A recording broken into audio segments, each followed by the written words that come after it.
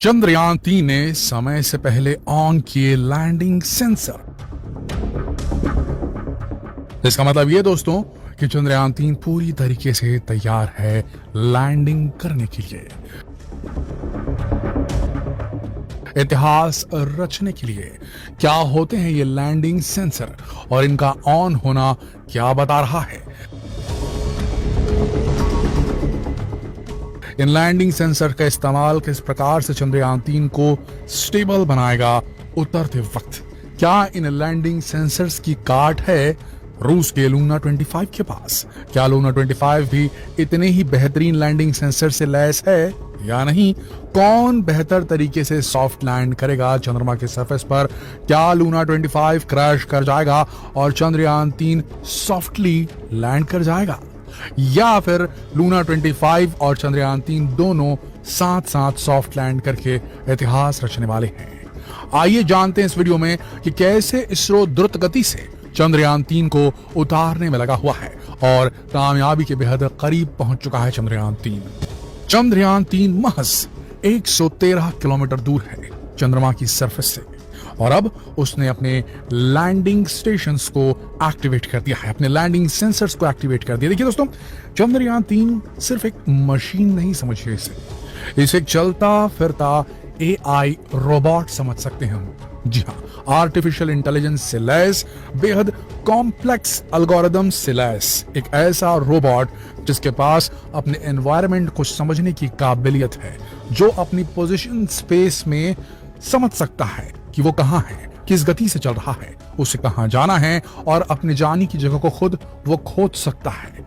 जी हाँ दोस्तों, बहुत बड़ी बात है धरती से 3,84,000 किलोमीटर दूर जाना और वहां जाकर आपको सिर्फ एक 4 किलोमीटर बाय 2.5 किलोमीटर यानी कि 4 किलोमीटर बाय 2.5 किलोमीटर के एक छोटे से पैच में इतने बड़े चंद्रमा में उस जगह को खोज करके उतरना और वहां भी बोल्डर से बचना, वहां भी क्रेटर से बचना, वहां भी दूसरी समस्याओं से बचना, अपनी गति को सही बनाए रखना, अपनी ओरिएंटेशन को स्पेस में सही बनाए रखना। यानी कि अगर वो करवट लेकर गिर गया, हॉरिजॉन्टली उतर गया तो खत्म कहानी, उल्टा उतर गया तो खत्म कहानी। पैरों के बल एकदम सॉफ्टली लैंड करना कितनी बड़ी बात है। और ये जो लैंडिंग होगी वो 100% ऑटोमेटिक होने वाली है। इसमें कोई यहाँ रिमोट कंट्रोल लेकर नहीं बैठा है। सिर्फ ऑर्बिट मैनूवर के लिए इसरो ने अपने हाथ में कंट्रोल रखा था, जो कि अर्थ बाउंड ऑर्बिट मैनूवर्स हुए। एक ऑर्बिट से दूसरे ऑर्बिट जंप करा गया, उसे शक्ति दी गई, उसे पोटेंशियल एनर्जी दी गई, जिससे वो सीधा लूनर ट्रांसफर ट्रैजेक्टरी में गया। उसके बाद में चंद्रमा की सतह तक पहुंचने के लिए उसे 3-4 बार अभी घुमाया जा रहा है और कुछ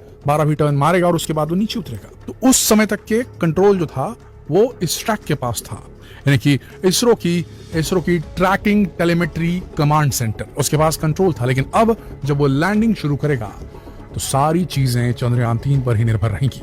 उसे ही देखना है, उसे ही समझना है और उसे ही डिसीजन लेकर के धीरे धीरे उतरना है। उसमें कोई मदद इसरो उसकी नहीं कर सकता, क्योंकि वो एक ऐसा इलाका है जहां डायरेक्ट सिग्नल भेज पाना बेहद मुश्किल काम है।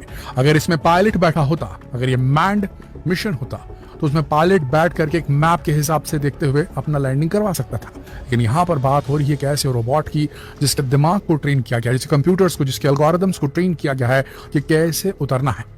तब दोस्तों देखिए, हम ये समझ चुके हैं कि इस रोबोटिक डिवाइस, इस चंद्रयान-3 के अंदर एक ब्रेन है, जिसके अंदर काफी सारे लॉजिक मॉड्यूल्स फीड हैं, एल्गोरिथम डले हुए हैं, काफी तेज कंप्यूटर। लेकिन इसे अपने आसपास के वातावरण को समझने में, भाई ये किस गति से चल रहा है, ये कहां है, भी चंद्रमा की सरफेस की कितनी हाइट पर है, चंद्रमा की सरफेस की कौन सी जगह पे इसे उतरना है, इसे ये कैसे सेंस करेगा? अगर इंसान होता तो उसकी आंखें होती, उसकी इंद्रियां होती, लेकिन इसके पास तो इंद्रियां है नहीं। ऐसा नहीं है दोस्तों, इसके पास मैकेनिकल इंद्रियां मौजूद है, इसके पास आंखें हैं, इसके कैमरों के माध्यम से। जी हाँ दोस्तों, पिछले वीडियो में हमने आपको बताया किस प्रकार से जो है तस्वीरें खींचकर भेज रहा है। तो जो तस्वीरें जिन कैमरों से खींचकर भेज रहा है चंद्रयान-3, उनका डुअल यूज है। एक तो उस जगह की फोटोग्राफी करना, वहां का डॉक्यूमेंटेशन करना कि वो जगह कैसी दिखती है, क्या क्या है वहां पर, साथ में लैंडिंग में हेल्प करना। लैंडिंग वाले मोड में चंद्रयान अब जा चुका है और उसके सेंसर्स टाइम से पहले ऑन कर दिए गए हैं। उसके सेंसर्स में सबसे पहली चीज है कैमरा, और कैमरा ऑन होने के बाद ये कैमरा देता है एक इमेज, वीडियो फुटेज दोनों देता है और उसे एनालाइज करता है ऑन बोर्ड कंप्यूटर का एल्गोरिथम और बताता है ये जगह ऊंची है, ये जगह नीची है, ये जगह पहले से ही प्री प्लान जो हमारे कंप्यूटर की मेमोरी में फीड किया गया था मैप, उस मैप में ये जगह यहाँ पर है, तो हमारी लोकेशन चंद्रमा पे यहाँ पर है। कहने का मतलब ये है कि जो कैमरा है वो उसकी आंखें बन चुका है। दूसरी चीज, अब इसमें अलग अलग किस्म के सेंसर्स डाले गए हैं, जैसे कि रेडियो अल्टीमीटर्स होते हैं, जो किस हाइट पे चल रहा है चंद्रयान, उसे चंद्रयान के ऑनबोर्ड कंप्यूटर से किस डेटा को पहुंचाते हैं। रेडियो जो अल्टीमीटर्स होते हैं वो ऑल्टीट्यूड को मापते हैं। कैसे मापते हैं? वो रेडियो सिग्नल भेजते हैं चंद्रयान से, वो रेडियो सिग्नल जाएंगे और जा करके चंद्रमा की सरफेस से टकराएंगे और फिर वापस पहुंचेंगे और उन्हें वापस रिसीव करेगा रेडियो अल्टीमीटर और बता देगा कि रेडियो वेव्स ने कितना डिस्टेंस तय किया है। ये जब हम बोल रहे हैं तो काफी समय लग रहा है बोलने में, लेकिन ये काम मिली सेकेंड्स में होता है, लाइव होता है, ऑलमोस्ट रियल टाइम कह सकते हैं। तो इससे जो ऑनबोर्ड कंप्यूटर्स है उनको पता चलता रहता है चंद्रयान 3 की मेरी हाइट भी चंद्रमा से इतनी दूर है।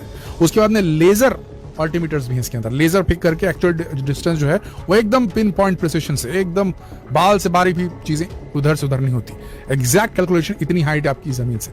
अब ये सब होने के बाद वो पूरा जो इलाका पूरा स्कैन करता है, कंप्लीट वो इलाका, और उस इलाके का एक 3D मैप जो है उसके दिमाग में, उसके AI वाले दिमाग में चला जाता है और उस 3D मैप से वो समझ जाता है ये पहाड़ी है, यहाँ एक क्रेटर है, तो इससे बचना है, यहाँ जाना है समतल जगह पे और वहां उतरना है।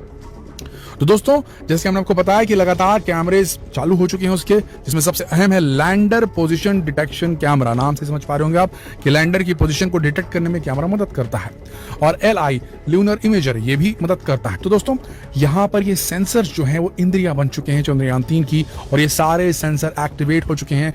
हम आज बात कर रहे हैं 19 तारीख की, मान के चलिए सिर्फ 3 दिन बचे हैं, 20, 21, 22 और 23 तारीख को उतरने वाला है चंद्रयान। तो सबसे पहला काम चंद्रयान क्या कर रहा है?